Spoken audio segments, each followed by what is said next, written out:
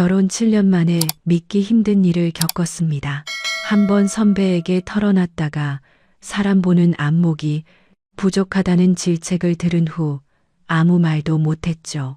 하지만 마음의 병이 깊어져 이렇게 속마음을 풀어내고자 합니다. 남편 집안은 7년간 단 한 번도 방문하라거나 생신, 명절을 챙기라고 하지 않았어요. 처음엔 놀랐지만 저희 친정과 정반대라 신혼 때는 익숙해지기 쉽지 않았습니다. 어머님, 이번 주 토요일에 찾아뵐게요. 전복을 받았는데 아버님께서 해산물 즐기신다고 들었거든요. 괜찮아, 굳이 안 와도 돼. 우리 다 이번 주말에 다른 일정 있어. 시아버지는 골프장 가시고 나는 친구들이랑 피부 관리하고 쇼핑하기로 했어. 너희 둘이서 드세요. 우린 밖에서 맛있는 것들 다 먹고 다니니까 걱정 말고. 우리 착한 며느리 늘 우리까지 생각해 주려고 해서 고마워. 시어머님은 적당한 간격을 유지하며 지내시는 걸 편하게 여기시는 분이셨는데 정말 따뜻하고 인정 많으신 성품이셨어요. 엄청 여성스러우셔서 아침에 일어나면 단정하게 머리를 빗고 화장을 하셨죠. 주방에서 요리할 때도 앞치마까지 옷 색깔이랑 맞춰 입으셨어요. 남들은 절 보고 얼마나 편하냐고 했지만 왠지 제가 도리를 하지 않고 있다는 무게감이 느껴지긴 했어요. 제 친정 부모님께 배운 가족의 가치는 가족은 원수가 아니라 사랑이었거든요. 남편이 외동아들이라 더 결속력 있게 지내고 싶었지만 이 집은 약간 따로따로 사는 느낌이었고 남편도 이게 훨씬 더 편하고 익숙하다고 했죠. 그래도 저는 끊임없이 시댁과 잘 지내보려고 노력했어요. 시부모님 생신 때만이라도 다 같이 만나 식사를 하자고 먼저 제안했고 떨떠름하셨지만 좋다고 하셨어요. 그의 시어머니 생신상을 제가 차려드리고 싶어 시댁으로 갔는데 생각지도 못한 일이 벌어지고 말았어요. 시댁 현관문을 여니 거실 한가운데 웬 시커먼 고양이 한 마리가 저를 딱 쳐다보고 있었고 늘 크게 펼쳐져 있던 시아버지의 가정용 골프 매트와 골프채가 전부 다 사라졌어요. 시아버지께서 늘 아껴 하신 그림 액자도 없는데 느낌이 쎄하더라고요. 처음 보는 고양이는 저를 노려보며 울고 시어머니는 어디 갔는지 보이지 않아 안방을 막 불렀죠. 그러니 부스스한 얼굴로 안방에서 나오시는데 결혼하고 나서 처음 보는 시어머니 생얼굴과 잠옷바람이었어요. 어머님, 집이 왜 이렇게 썰렁해요? 아버님은요? 혹시 무슨 일이 있으세요? 그리고 저 고양이는 웬 고양이예요? 예, 말도 마라. 나 지금 돌아버리기 직전이다. 내 시아버지, 이 미친 새끼가 날 속였어. 내 시아버지 지금 바람나서 짐 싸나갔는데 그년한테 눈이 돌아가서 내 돈까지 다 들쳐서 집을 나갔어. 네? 아버님이 바람을 피웠다고요? 진우 씨는 이 사실을 알고 있어요? 대체 이게 무슨 일이에요, 어머님? 아버님하고는 전혀 연락 안 되세요? 너도 지금 들었는데 진우가 알고 있겠니? 네, 시아버지 완전히 잠적해서 그년이랑 같이 도망간 것 같아. 그래서 내가 그 상간녀 집에 쳐들어가서 상간녀가 키우는 저 고양이를 가지고 온 거야. 담보로. 지가 키우는 고양이를 내가 가지고 왔으니 언젠가는 연락이 오겠지. 연락 오면 이것들 아주 그냥 가만히 안 둘 거다. 반쯤 그냥 박살을 내버릴 거라고. 어떻게 나한테 이런 뒤통수를 쳤어. 그런데 어머님, 저 고양이가 그 여자 고양이라는 거예요? 어머님, 저 고양이 알레르기가 있어서 조금만 오래 있으면 콧물 나고 재채기 나고 심하면 눈충혈까지 오는데 집에 못 있을 것 같아요. 어떡하죠? 어머, 너 고양이 알레르기 있니? 아, 큰일이야. 그럼 어떻게 하긴 뭘 어떻게. 최고의 좋은 고양이 때문에 내 며느리가 아프면 안 되지. 저 못된 것 처리가 저기 서재에 처박혀 있지.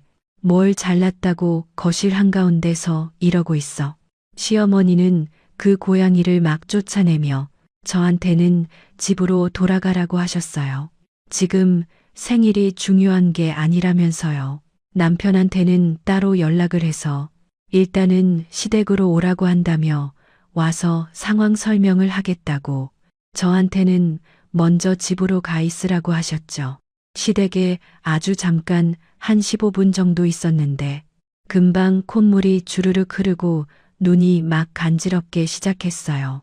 저는 두 손 가득 파운드 케이크까지 문 앞에 그냥 둔 채로 도망치듯이 시댁을 빠져나왔고 가까운 약국을 찾아가 약을 사서 먹었어요. 그리고 남편에게 전화를 해 지금 시댁 상황을 대충 알려주니 남편이 소스라치게 놀라며 갑자기 자기 아버지를 이 새끼라고 하는 겁니다. 그리곤 이 새끼가 많이 안 될 거라고 잡히면 다리뼈 몽둥이를 부러뜨린다는 말까지 하는데 남편이 완전 초흥분 상태로 아버지 대체 왜 그러냐고 물어봐도 대답이 없었어요. 그렇게 저는 집에서 초조하게 남편을 기다리고 있었는데 밤 11시, 12시가 되니 남편이 집으로 들어왔어요.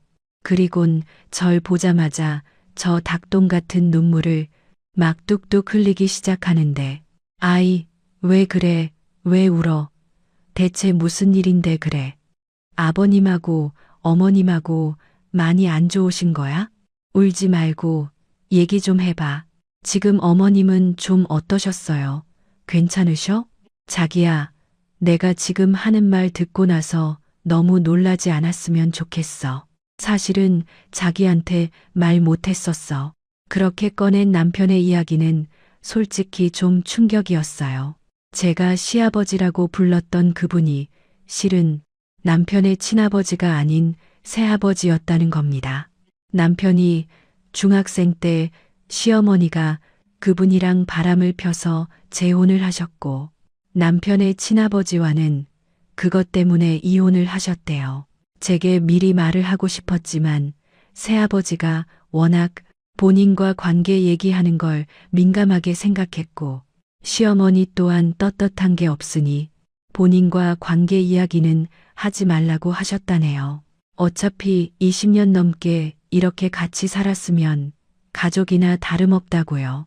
게다가 남편은 워낙 어렸을 때부터 정기 그랩으로 새아버지가 군인같이 강압적으로 통제를 했기에 그게 무서워서 새아버지 말은 그대로 따랐다는데 그런 새아버지가 또 바람이 나서 자기 엄마를 버리고 도망을 갔다고 하니 눈이 돌아갔다고 하더군요. 그래서 이것 때문에 가족끼리 또 이렇게 남처럼 지냈다고 하는데 저는 남편과 시댁에게 이런 과거가 있을 줄은 정말 꿈에도 몰랐어요. 그러니 제가 결혼을 했어도 자꾸 저를 멀리했던 거였죠. 아무리 가족끼리 정이 없다고 해도 이렇게 남처럼 모르쇠로 살기는 힘들잖아요. 근데 이제 모든 게 이해가 가고 퍼즐처럼 딱딱 맞춰지더라고요. 남편은 제 앞에 무릎까지 꿇으며 속일 생각은 전혀 없었다고 속이려고 한 것도 아니었다며 용서해 달라고 막 울부짖더라고요. 저도 그런 남편이 너무 안쓰러워. 당신도 피해자인데 당신이 잘못을 한 것도 아니고 당신 탓도 아니니 너무 이러지 말라. 고되려 더 위로를 해줬어요. 남편은 그런 제 손을 꼭 잡으며 고맙다고 수백 번을 이야기했죠. 몇 달 동안 남편과 시어머니는 돈까지 훔쳐 바람난 새아버지를 잡으러 백방으로 찾으러 다녔어요.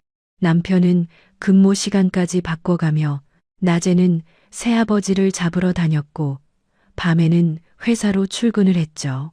그런데 계속 실패를 했고 새아버지의 상간녀 또한 자기 고양이를 찾으러 오지도 않았어요. 저는 좀 이해가 가질 않았던 게 평생 자기가 키운 고양이고 애묘인이라면 자식처럼 여겨 어떻게든 시어머니를 찾아올 텐데 죽어도 오질 않더라고요. 그 때문에 저는 시댁을 찾아갈 수도 없는 상황이 되어버렸어요. 고양이 알레르기 때문에 가지도 못하고 남편 통해 진행 사항만 듣고 있었죠.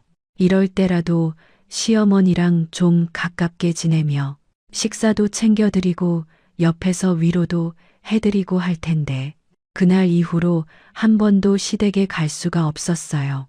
그리고 거의 반년 가까이 그렇게 살았는데 거기서 또 생각지도 못한 전개로 흘러가더군요. 시어머니가 저희 부부에게 얘기할 게 있다며 저희 집으로 오셨어요. 어머님, 뭘 알고 오셨어요? 아, 너 또 재채기하고 콧물이 나냐? 아, 내 옷에 고양이 털이 붙어서 그런가 보구나. 아, 그럼 어떡하냐? 네가 고양이 알레르기 때문에 우리 집엔 못 오니 내가 찾아온 건데 이제 이렇게 만나는 것도 힘들겠다. 그래도 고양이 주인이 계속 안 찾아오면 입양시키거나 누구 주거나 해서 어머님하고 자주 만날 수 있는데요. 뭐. 아니, 어차피 잠깐이니까 괜찮아요. 어머님. 그래, 엄마. 그 고양이 빨리 입양시키고 어떻게 해버려. 엄마, 난 그 고양이 쳐다보기 싫고 소름 끼쳐서 볼 때마다 짜증나는데 엄만 안 그래? 그러니까 빨리빨리 보내버려. 거기 병원 알아볼게. 그리고 올케도 이렇게 힘들어 하잖아. 엄마가 묻혀가지고 온 털 몇 가닥 때문에도 이렇게 힘들어 하는데 그렇지 않아도 내가 그것 때문에 너희들 찾아온 건데 고양이 말이다. 우리 퉁이 그냥 내가 키울까 생각 중이야. 뭐 허락받으려고 하는 게 아니라 결정했다고 통보하려고 하는 거다. 그러니까 그렇게 알아. 그러자 남편이 펄쩍 뛰며 그게 뭔 소리냐고 소리를 질렀고 고양이에게 이름까지 붙여줬다며 엄마가 제정신이냐고 당장 가서 그거 갖다 버릴 거라고 막 길길이 뛰더군요.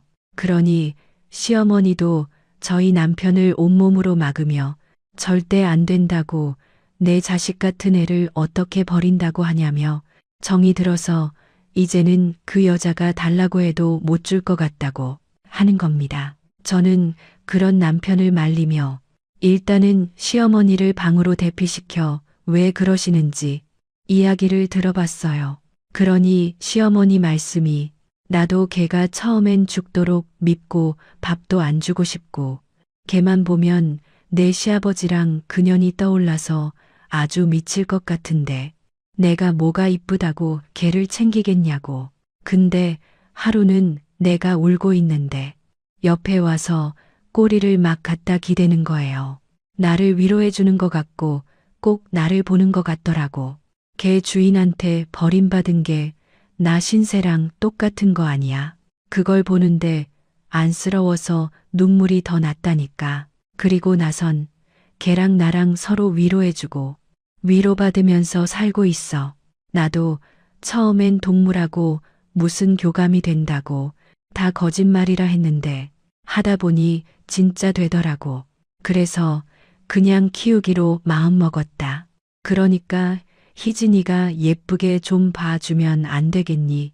저만 중간에서 정말 난감해서 남편의 마음이 이해가 안 가는 것도 아니고 시어머니의 속마음이 이해가 안 가는 것도 아니었거든요. 그러니 밖에서 이야기를 다 들은 남편이 방으로 오더니 그럼 서로 얼굴 보지 말고 살자고 연 끊고 살자고 하더라고요. 그 후 제가 아이를 낳아도 시어머니는 아이 얼굴을 영상통화나 사진으로만 보게 되었고 가끔 만날 때는 제가 알레르기 약을 먹고 나서 만나고 났어요. 그런데 약을 먹어도 힘든 건 어쩔 수 없더라고요. 이런 문제에 저희 엄마도 많이 불편해하시고 걱정하셨는데 하루는 엄마가 저희 집에 놀러 오셔서 이상한 소리를 하시더라고요. 네 시어머니 그 강아지는 아직도 거기에 있니?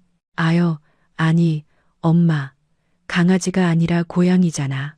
아직도 키우고 계신 걸 거제는 톡 사진 보니까 고양이 생일이라고 생일 파티까지 해줬던데 관심까지 쏟아붓더라. 그게 고양이야? 엄마는 강아지로 알고 있었지. 뭐, 털 생긴 거 보라고. 네가 사진도 보여줬잖아, 너. 엄마, 왜 그래? 내가 그것 때문에 알레르기 약도 먹고 그랬잖아. 강아지 있어서 내가 알레르기 약 먹겠어? 오빠네도 강아지 한 마리 키우고 있는데 그건 좀 괜찮잖아. 아, 맞다, 맞다. 아이고, 내가 요즘 왜 이렇게 깜빡거리는지 아주 큰일이다. 어제는 글쎄 오징어 끓인다고 해놓고 오징어를 싹 다 안 넣어서 맹물 끓여버렸잖니. 혼자 살다 보니까 자꾸 이런 거 같아. 엄마, 웃을 일이 아닌 것 같은데. 엄마, 괜찮은 거 맞아? 얘, 너도 나이 들어봐라. 나처럼 깜빡거리고 그럴 수 있지. 너 애까지 낳아서 키우면 더 깜빡거린다. 너 조심해. 엄마는 단순히 건망증이라고 하셨는데 그 뒤로도 몇 번이나 이와 비슷한 이야기를 하셨고 생각지도 못한 돌발 행동까지 하시는데 그걸 보곤 혹시 엄마가 치매가 아닌가 하는 생각이 들었고 친정 오빠에게도 엄마의 치매 검사 이야기를 하니 본인이 엄마를 모시고 검사를 받아보겠다고 했죠. 만약 엄마가 치매가 맞다고 하면 어떻게 해야 하나 걱정부터 밀려왔어요. 엄마의 기억은 점차 사라지고 나랑 함께 했었던 그리고 함께 할 일들이 점점 없어지게 되니 너무 절망스러운 생각에 눈물만 나오더라고요.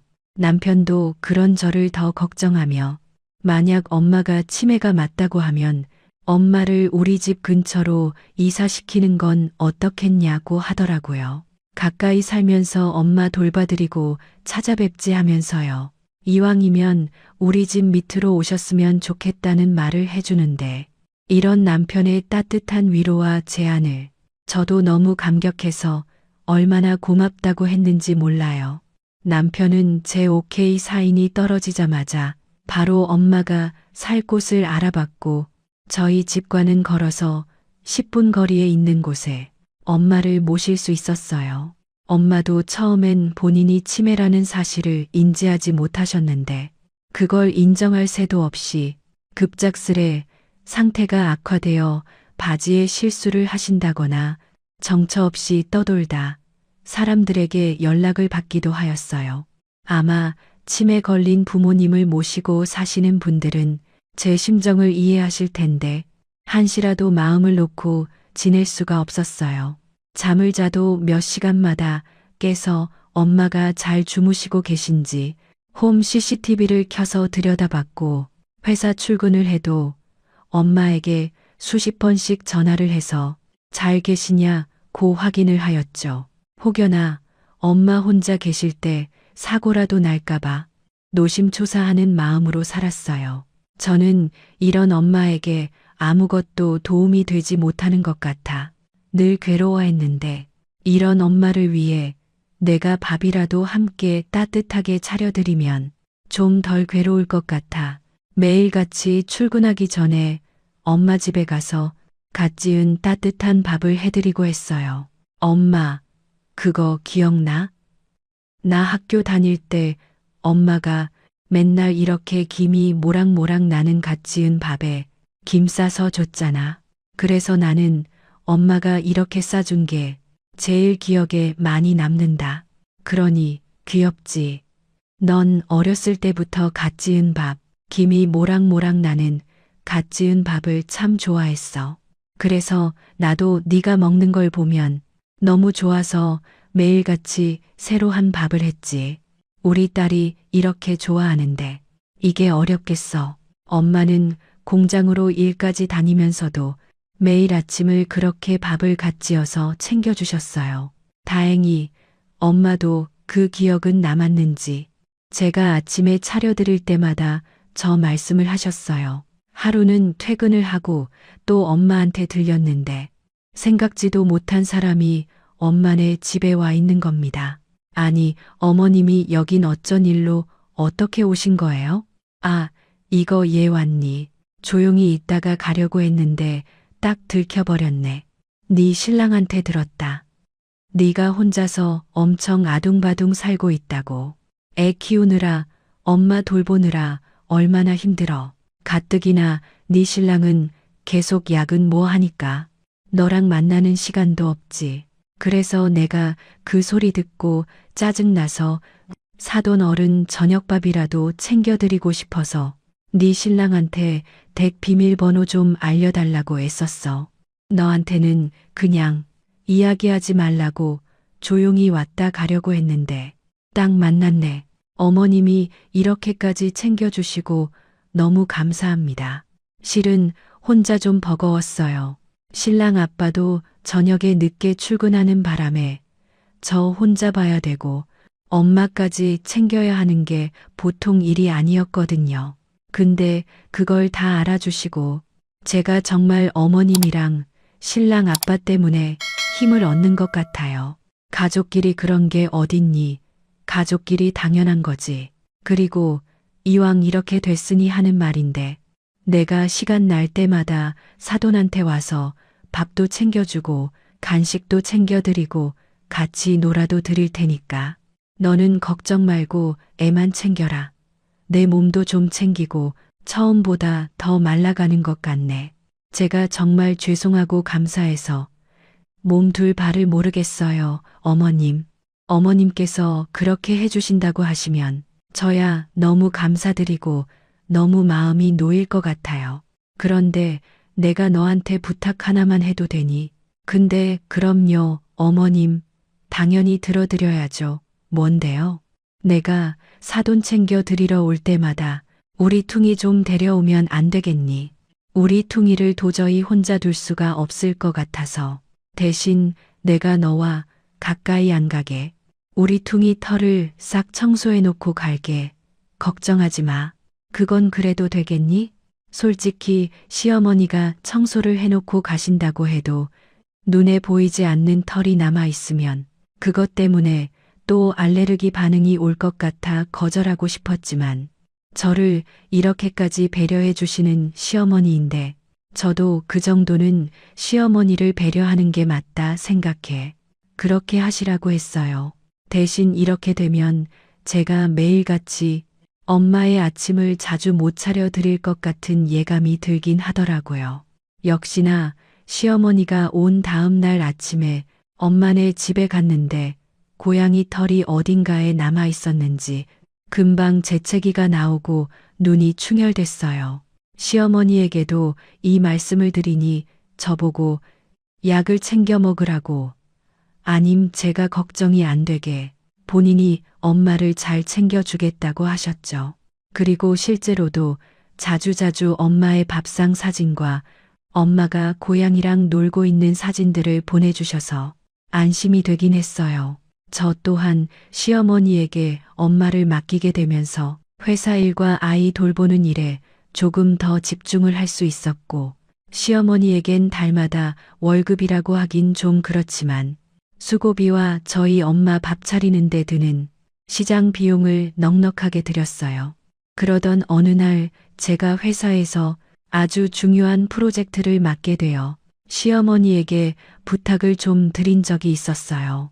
어머니, 제가 내일부터 한두 달 동안 엄청 바빠질 것 같아서 엄마 아침을 따로 못 챙겨 드릴 것 같은데 죄송하지만 어머님께서 시간이 좀 괜찮으시면 저희 엄마 아침밥 좀 차려주시면 안 될까요?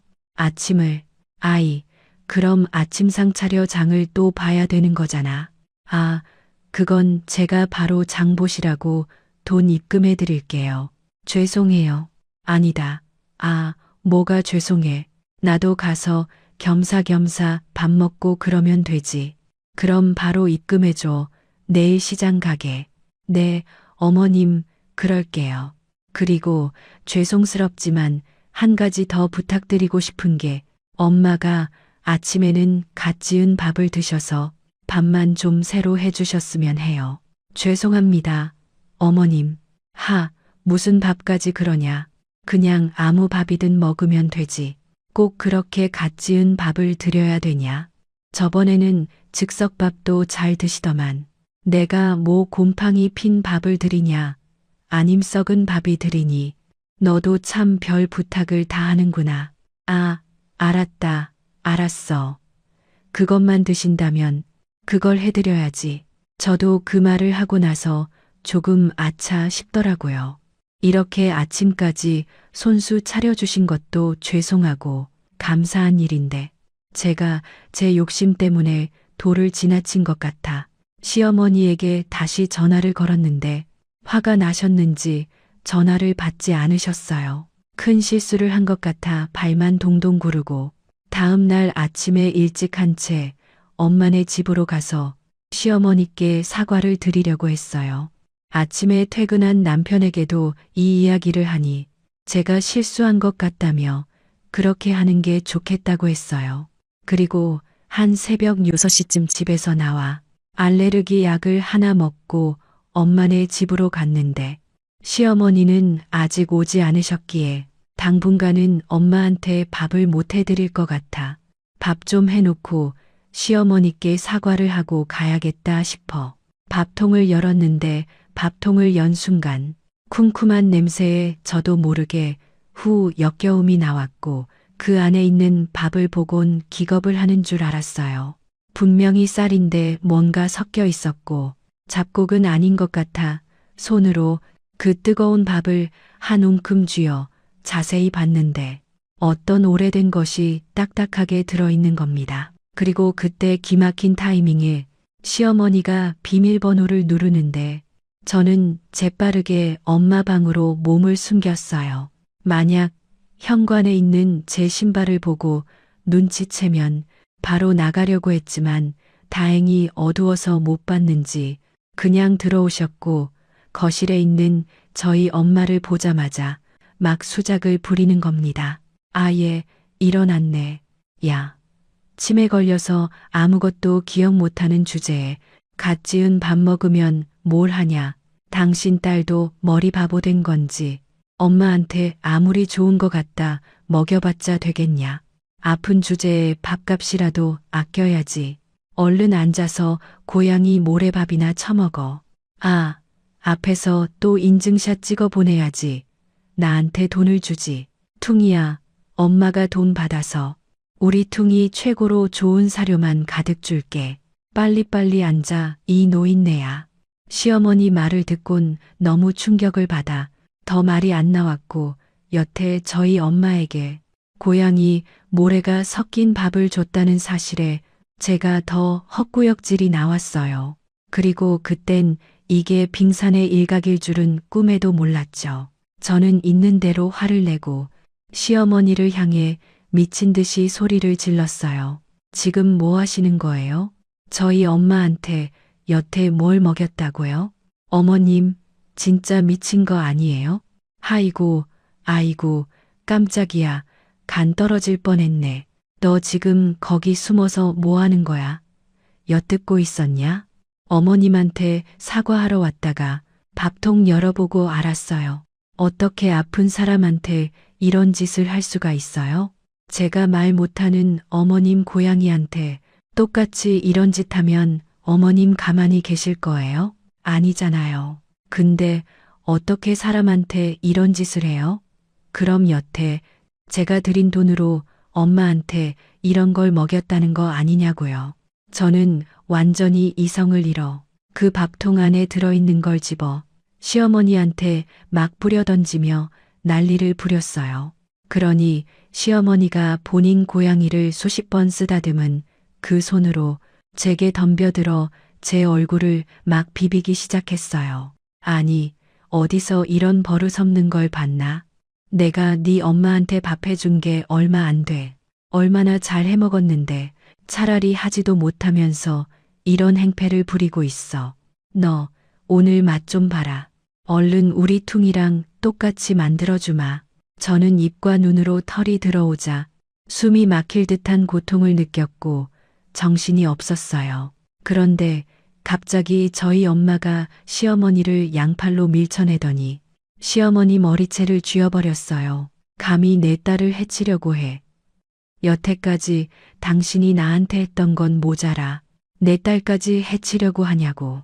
오늘 내가 아주 너희들 사기꾼 모자 실체를 다 밝히고 말 거야. 어서 희진아, 너는 일단 고양이 피해서 방으로 들어가 있어. 너무나도 또렷한 엄마의 말에 저랑 시어머니는 둘 다 기겁을 했고 저는 일단 방으로 들어가 바로 알레르기 약을 하나 더 꺼내 먹었어요. 그리고 곧바로 밖으로 나갔죠. 엄마, 무슨 소리야? 엄마, 지금 괜찮은 거야? 내가 이 여자랑 네 남편 속이려고 일부러 치매 걸린 척 연기한 거다. 이 두 인간들 인간 쓰레기라는 증거 잡으려고 일부러 너까지 속인 거라고. 내가 저 쓰레기 넣어둔 주머니를 가지고 올 테니까 한번 봐봐. 여자가 쌀독에 쌀 한 번 채워 놓지 않고 나한테 이딴 밥만 주는 바람에 아주 보관하기가 딱 좋더라. 그렇게 엄마가 가져온 주머니 안 증거들을 보고 저는 기겁을 하고 말았어요.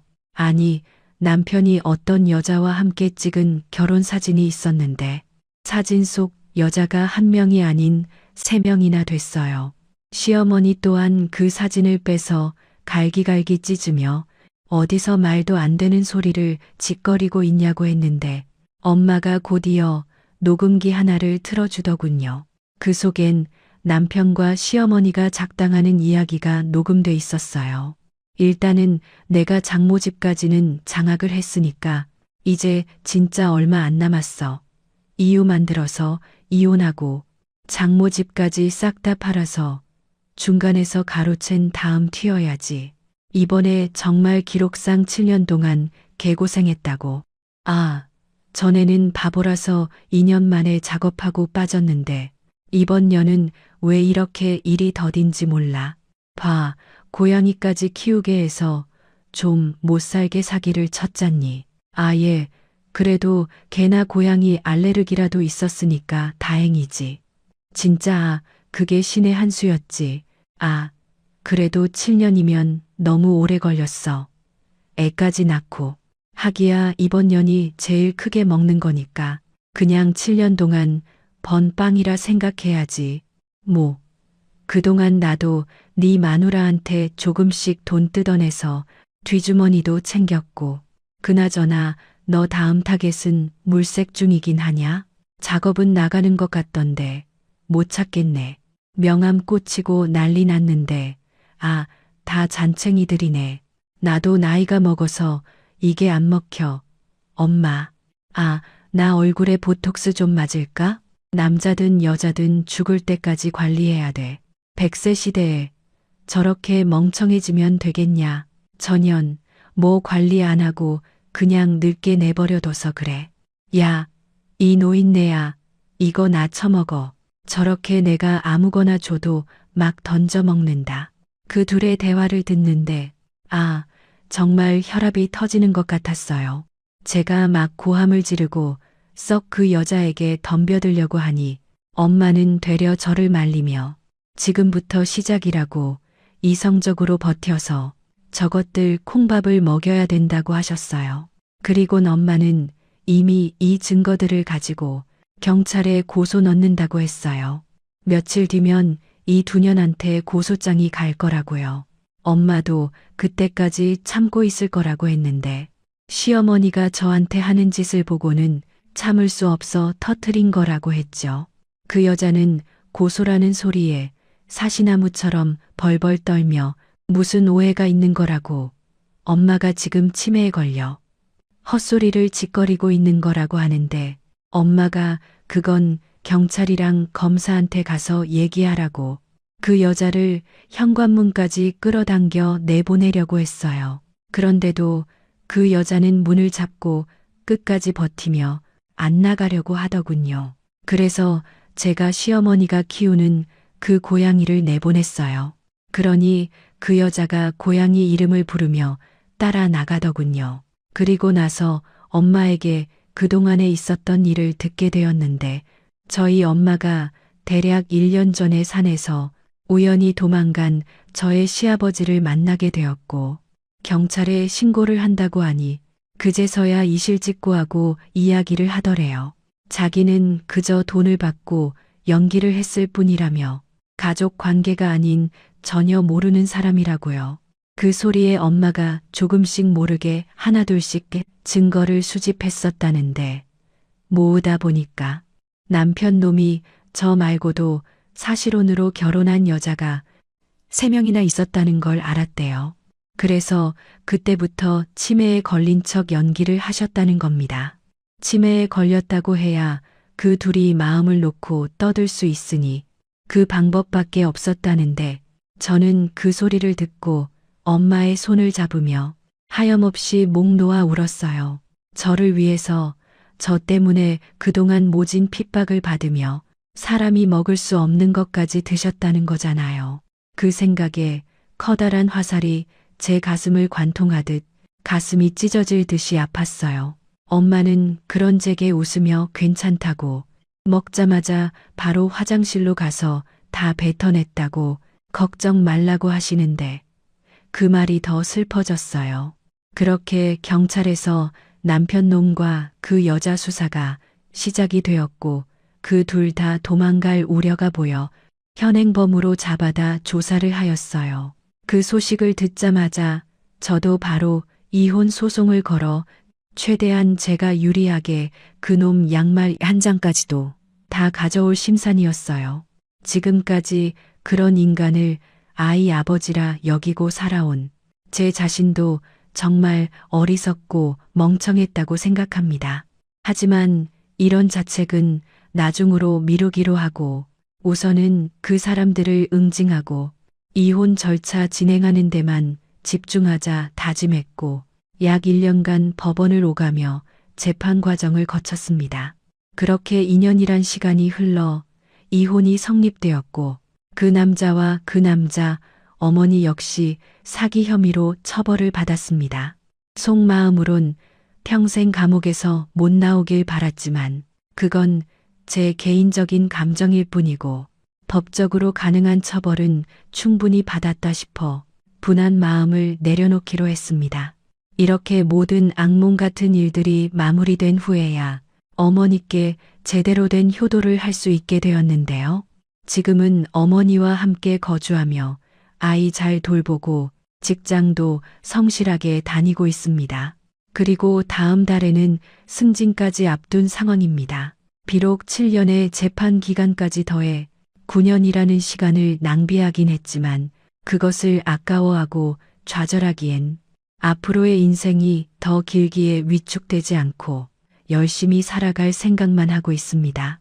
그래서 제가 남은 생애 동안 이루고 싶은 목표는 딱 3가지인데 첫째는 어머니께서 돌아가실 때까지 잘 모시고 사는 것이고 둘째는 제 딸아이를 그 아빠처럼 안 되게 올바르게 키우는 것이고 셋째는 저 자신을 위해 사는 것으로 정했습니다. 제 얘기를 들으시는 분들 중에는 당연히 저를 비난하시는 분들도 계시겠지만 그래도 앞으로의 삶을 열심히 살아가려는 저에게 용기를 북돋워주는 응원의 말씀해 주셨으면 합니다. 제 이야기를 들어주셔서 정말 감사드리고요. 항상 여러분께 좋은 일들만 가득하시고 건강하시길 기원하겠습니다.